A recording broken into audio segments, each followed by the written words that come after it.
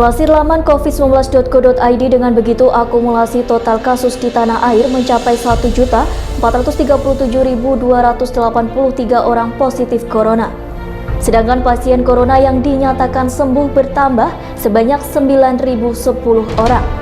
Maka dari itu, akumulasi pasien sembuh corona hingga hari ini mencapai 1.266.673 orang. Adapun pasien corona yang meninggal dunia sore ini bertambah hingga 162 orang. Kini total keseluruhan pasien meninggal dunia akibat pandemi virus corona di Indonesia menjadi 38.915 orang. Sementara itu, dikutip dari worldometers.info hingga Rabu 17 Maret 2021 pukul 16.30 waktu Indonesia Barat, diketahui jumlah kasus COVID-19 di dunia sebanyak 121.331.100 kasus. Dari jumlah tersebut, kasus paling banyak masih dari Amerika Serikat. Kemudian untuk total kematian akibat COVID-19 di dunia sebanyak 2.683.567 kasus dan yang berhasil sembuh sebanyak 97.846.758 orang.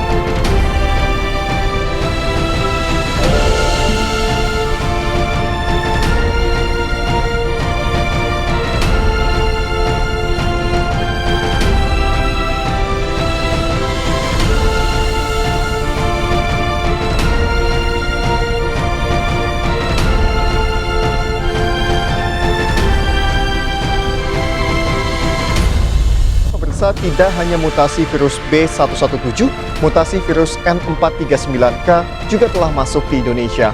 Varian tersebut bisa lebih cepat menempel di reseptor manusia atau lebih cepat menular. Ahli epidemiologi menegaskan varian baru virus corona masih bisa terus bermunculan jika penularan COVID-19 masih luas terjadi.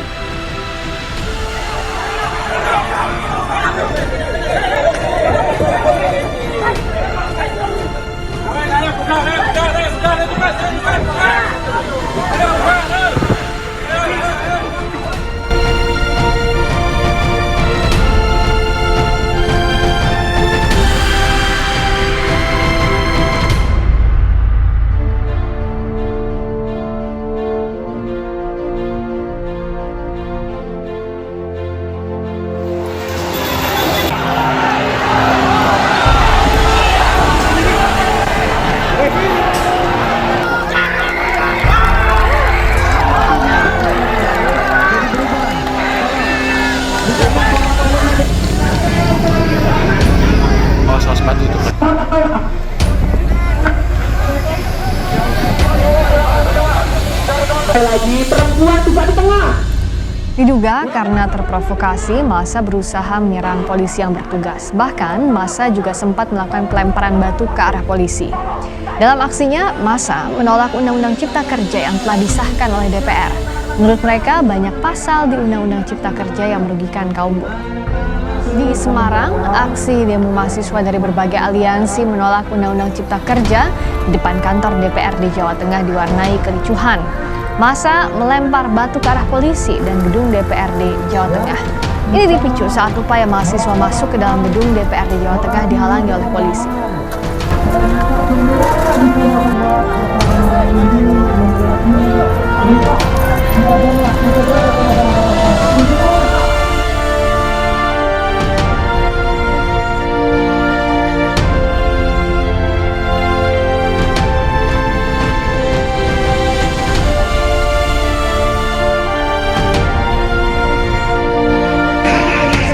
Aksi saling dorong terjadi saat ratusan buruh dari berbagai organisasi menggelar demo tolak Undang-Undang Cipta Kerja atau Omnibus Law di Sukabumi, Jawa Barat.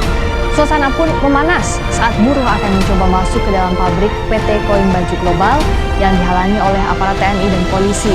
Namun disayangkan dalam aksi ini massa berkerumun dan tidak menerapkan protokol kesehatan. Aksi tolak Undang-Undang Cipta Kerja juga terjadi di Parepare, Sulawesi Selatan. Dalam aksinya, ratusan mahasiswa bahkan memblokade jalan. Dalam tuntutannya, mahasiswa menuntut Presiden Jokowi agar mengeluarkan Perpu untuk membatalkan Undang-Undang Cipta Kerja. Dalam aksi ini terlihat massa juga tak mematuhi penerapan protokol kesehatan seperti tidak menjaga jarak dan tidak menggunakan masker.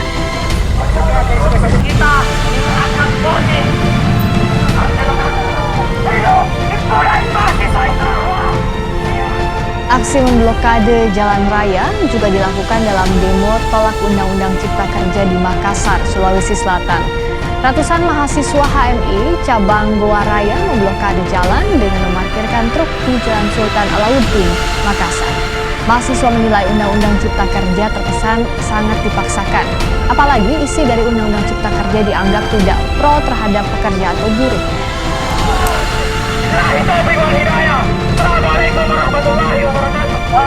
Para pengunjuk rasa mulai tidak kondusif lagi setelah berakhirnya orasi yang disampaikan oleh korlap dari pengunjuk rasa itu sendiri. Dan seperti yang Anda lihat, pengunjuk rasa ini telah menerobos gerbang dari gedung DPRD Kota Semarang dan kemudian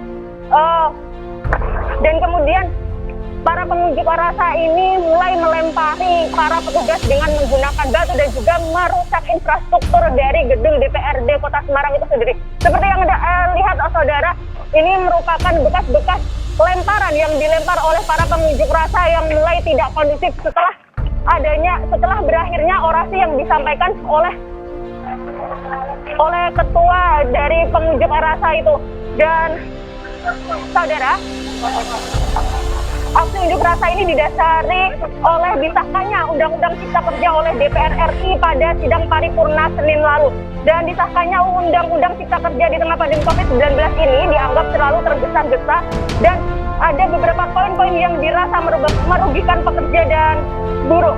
Untuk unjuk rasa yang diprakarsai Aliansi Gerakan Masyarakat Menggugat ini menuntut dibatalkannya Undang-Undang Cipta Kerja yang telah disahkan DPR RI. Namun tidak hanya itu, saudara, para aliansi buruh dan juga mahasiswa ini menuntut ada 5 tuntutan lainnya yang disampaikan dalam unjuk rasa kali ini. Di antaranya, stop PHK dengan alasan COVID-19, kemudian sahkan RUU PKS, gratiskan biaya pendidikan di semua tingkatan, stop kriminalisasi aktivis pergerakan, dan mosi tidak percaya diri.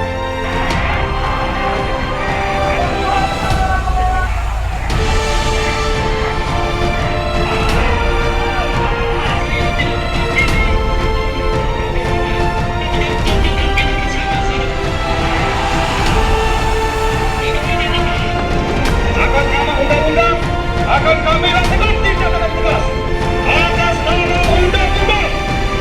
Akan kami lakukan tindakan tegas. Ada itu. Tidak ada yang berlaku. Kalau yang berlaku itu adalah provokasi.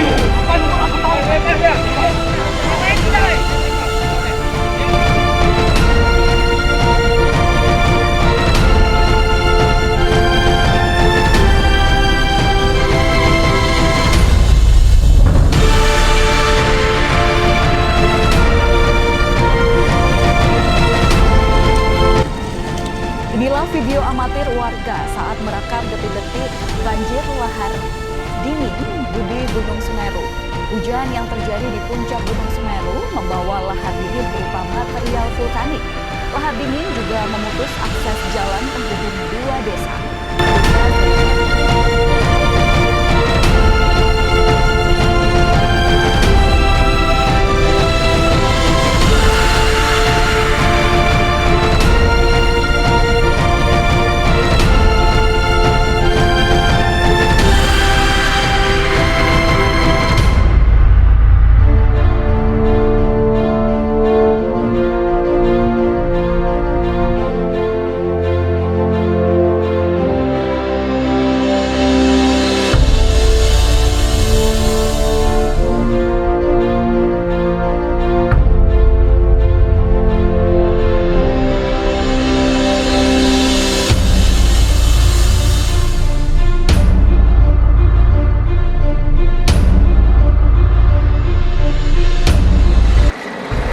Kebakaran hutan dan lahan di wilayah Kota Palangkaraya, Kalimantan Tengah terus meluas hingga mendekati kawasan Bandara Cilikriwut. Kencangnya tiupan angin ditambah semak belukar kering akibat kemarau membuat api dengan mudah menjalar hingga membakar lahan seluas 3 hektar. Untuk memadamkannya, tim Satgas Siaga Darurat Karhutla Kalimantan Tengah menerjunkan tim darat dan juga tim udara pada Minggu sore. Seperti kebakaran lahan yang terjadi di kawasan Simpang 3 antara Jalan Mahir Mahar dan Jalan Cilikriwut kilometer 10 Kota Palangkaraya. Helikopter waterbombing yang membawa 4.000 liter lebih air harus terbang berulang kali untuk melakukan pemadaman api dengan bom air melalui udara. Di lokasi lain, kebakaran besar di lahan jenis kabut juga terjadi hingga mendekati kawasan Bandara Cilikriwut Palangkaraya, yaitu di Jalan Keranggan Kota Palangkaraya. Untuk menanggulangi karhutla yang tidak jauh dari landasan pacu pesawat, 100 personel Satgas Penanggulangan, baik dari TNI, Polri, BPBD, Dinas Kehutanan, dan relawan masyarakat bergerak memadamkan api. Menurut Komandan Distrik Militer 1016 Kota Palangkaraya, Letkol Chandra Adi Berata, belum diketahui secara pasti penyebab kebakaran ini. Namun berdasarkan laporan yang ia terima, ada 4 lokasi kebakaran lahan yang terjadi.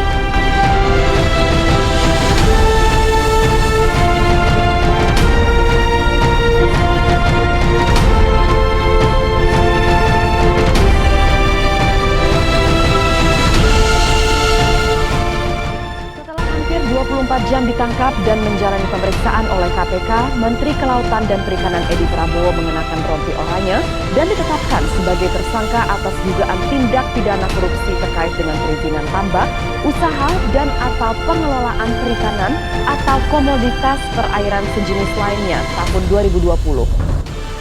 Setelah dilakukan serangkaian pemeriksaan dan sebelum batas waktu 24 jam sebagaimana diatur di dalam Kitab Undang-Undang Hukum Acara Pidana, dilanjutkan dengan gelar perkara, Komisi Pemberantasan Korupsi menyimpulkan adanya dugaan tindak pidana korupsi berupa penerimaan hadiah atau janji oleh penyelenggara negara terkait dengan perizinan tambak usaha dan atau pengelolaan perikanan atau komoditas perairan sejenis lainnya tahun 2020.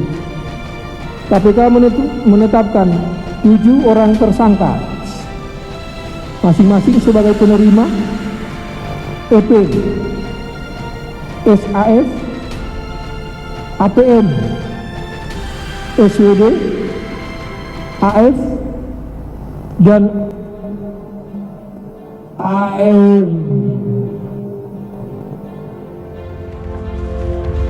Inilah uang yang disita KPK dalam kasus korupsi yang menjerat Gubernur Sulawesi Selatan Nurdin Abdullah. KPK mengatakan uang tersebut disita dari Sekretaris Dinas PUTR Provinsi Sulawesi Selatan Edi Rahmat. Uang yang diterima dari Direktur PT Agung Perdana Balaumba Agung Sucipto ini rencananya akan diberikan kepada Gubernur Sulawesi Selatan Nurdin Abdullah sebagai imbalan untuk pengerjaan proyek infrastruktur di Sinjai. Ketua KPK Firly Bahuri mengatakan Nurdin bukan kali ini saja menerima suap proyek pembangunan di Sulawesi Selatan. Ia diduga menerima uang hingga 5,4 miliar rupiah dari beberapa kontraktor proyek di lingkungan pemerintah Provinsi Sulawesi Selatan.